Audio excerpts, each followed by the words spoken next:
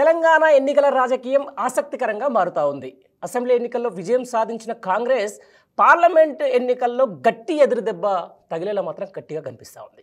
పాలన వదిలేసి బీఆర్ఎస్ ముఖ్య నేతలను తమ వైపు తిప్పుకొని గులాబీ పార్టీని దెబ్బతీసేందుకు ప్రయత్నిస్తున్న కాంగ్రెస్కు ప్రజలు గట్టిగానే బుద్ధి చెప్పేందుకు సిద్ధమవుతా ఉన్నారు. మరోవైపు పార్లమెంట్ ఎన్నికల వేళ మాజీ సీఎం కేసీఆర్ కొత్త స్ట్రాటజీ అమలు చేస్తూ ఉన్నారు. రైతు సమస్యలపైన రేవంత్ను టార్గెట్ చేస్తూ ఉన్నారు. ప్రజల వద్దకు నేరుగా వెళ్లేందుకు ప్రణాళికలు రూపొందిస్తున్నారు.